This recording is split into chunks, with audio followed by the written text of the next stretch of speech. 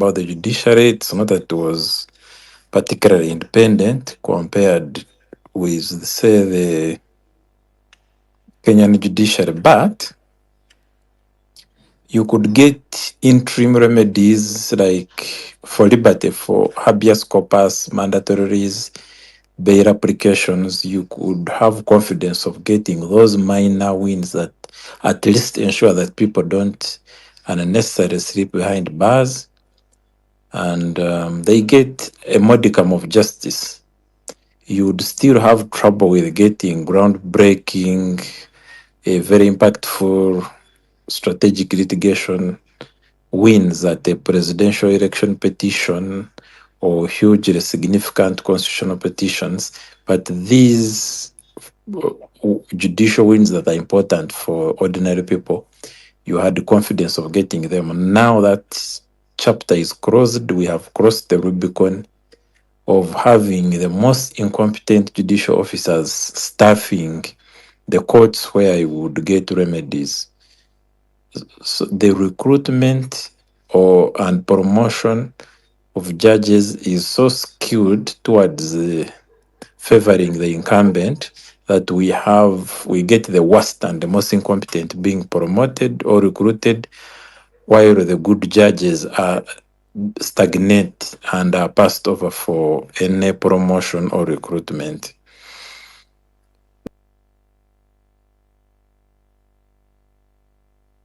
And especially that he's high profile. This should be a ground for grant of bail, but in Uganda, it has become one of the reasons for detaining political detainees. Of course, all these are excuses. The real reason is their opposition, and the real reason is that the powers above direct. So the judiciary is no longer independent. Not only does it have weaklings, but it is also it's pandering to the whims of the military dictatorship. So you don't have an independent judiciary. In that judiciary, which is not independent, the promotions are shrouded in darkness. There is no public participation, and the wrong guys are deployed or promoted. There is very little hope for us, even as lawyers, in the direction of the judiciary. But we have to keep testing it. We have to go there because that's the judiciary we have. It is taxpayer funded and they have an obligation to dispense justice. We partly derive inspiration from the Moi era judiciary and the apartheid judiciary. Lawyers didn't stop lawyering simply because the odds were stacked against them and their clients. You have to file sometimes even for purposes of documentation and memorization.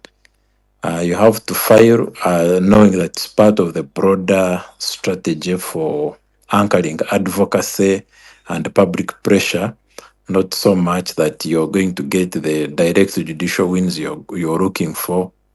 And also sometimes that you may be pleasantly surprised, or the orders, if they are going to change, like maybe after the elections, if the orders from above say that you release them, then if you have filed applications, they will give the judiciary a chance to use that cover to release people.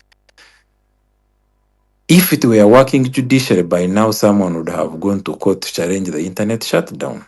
As I'm sure if it was Kenya, that's what would have been. So we are not exactly where some of our neighboring countries are. It's not completely a dead horse that we are flogging, but justice in Uganda is on a sick bed.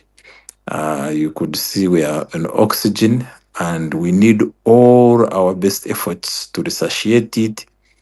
And the solution ultimately lies in political solutions.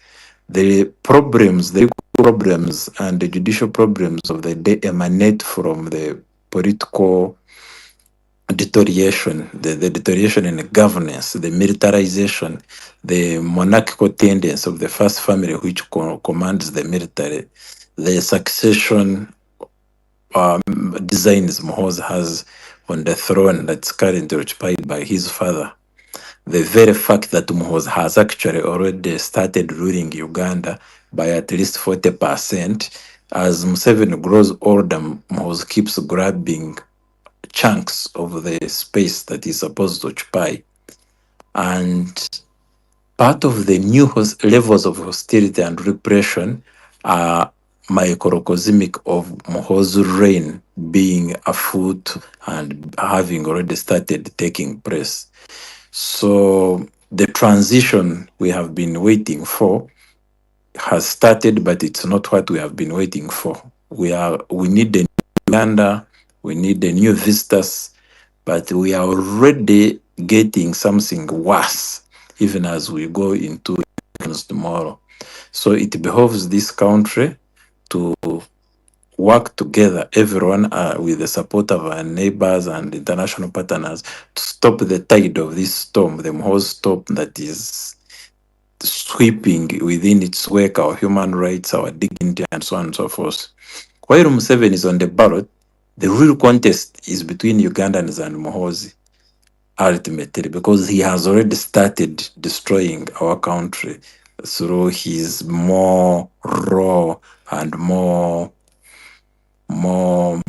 outrageous and more direct methods of bad leadership and dictatorship. It is that bad. So there are many question marks about the judiciary, but they cannot be self-corrected. The judiciary cannot be an answer to the problems of the day, even the legal problems. It is incapacitated. Ugandans must fix the governance problem so that we have a 2010 Kenya constitutional moment here. We must bring down and sweep aside the entire judiciary and recruit new fellows and give them a new climate in which to work and have a new chapter of professionalism, independence, but without a political revolution, without a political change and a fundamental change at the political level that pushes back the military to the barracks and restores sanity in leadership, then the judicial problems, the legal problems, the civic space, all those issues that we are suffering from will only get worse. Hopefully, this is the last election in which we have to vote when we are in darkness. Literally, when you don't have internet in 21st century, you're in darkness. I could ramble on and on, but I think I've given you the essence of what I needed to answer. But if I have not, of course, I can be prompted. Thank you.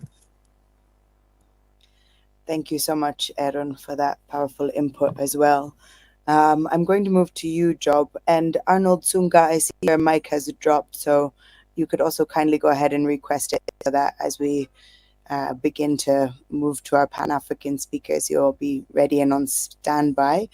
Job, Uganda is going into a quote-unquote general election. As we begin to look at the current electoral environment, if you could just briefly walk us through what it's been like for civil society, human rights activists engaging in civic work from the last election to date, as well as with the important role that civil society plays in oversight, accountability, advocacy, dissemination of information, crisis response at times like this. Please highlight what's been happening, as well as the current strategy that's been implemented by Museveni's regime, and how that if this affects the people and the electoral space in 2026. You could also talk a little bit about the lack of credibility, I can't even put it in quotes, and the role of the Electoral Commission at the time. Uganda seems to be preparing for a war rather than a general election. Over to you, Job. Thank you, Manasseh. So when I heard Aaron say that hopefully this is the last time that we shall have an election and an internet shutdown, I thought he was actually going to say that it is the last time that we are going to elect a president, because according to what we are hearing, but also what we have seen, for those of us that have been studying the transition question in Uganda, and doing work around constitution and electoral reforms, we know that there's a plan to change the system of governance in Uganda from a presidential to a parliamentary system.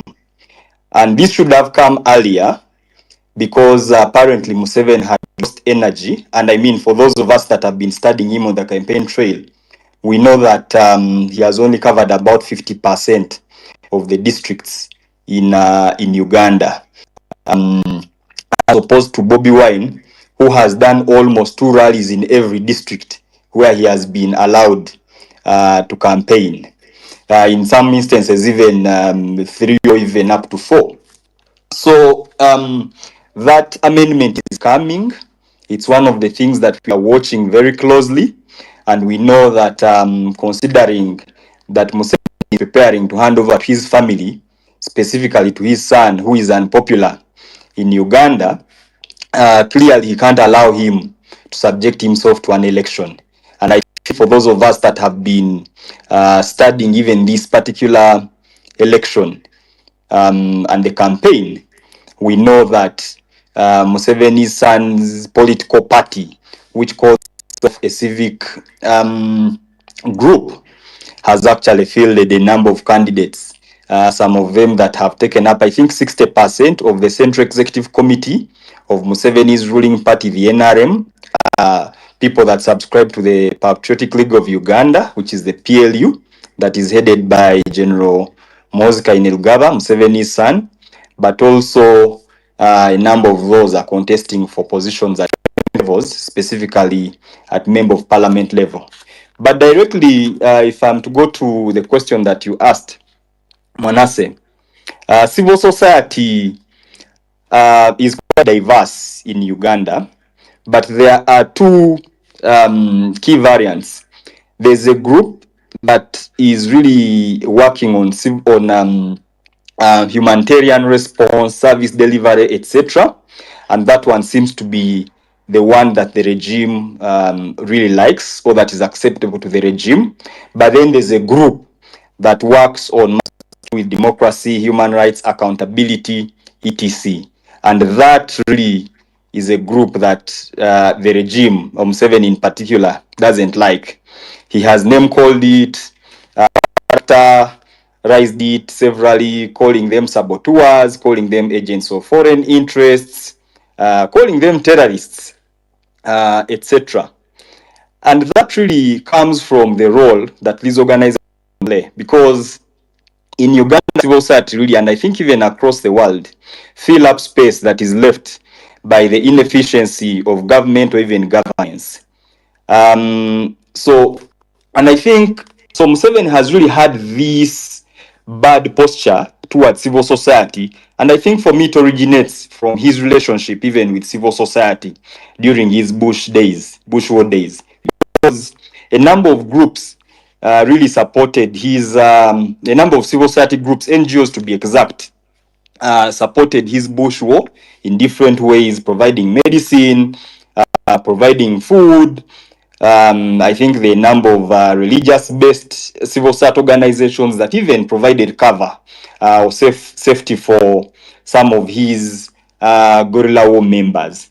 So that image about civil society, in that in the 90s and I think early 2000s, when the development partners kept asking Museveni to open up political space such that he can provide for the opposition, he kept saying that, we have an opposition. And when he was asked where the opposition was, because when he came to power, he closed, abolished political parties. So he kept referring them to civil society, that civil society was the opposition then. So in the mindset of Museveni, civil society are opposition. They also have the potential to actually support different forms of organizing against his regime. So the relationship, the advocacy organizations which you hear of that were banned yesterday, is it yesterday or yesterday but one, majority of those fall in that category that Museveni does not like at all. Now, in respect to elections, you realize that during an election, slightly before or even slightly after, the regime always considers a new legislation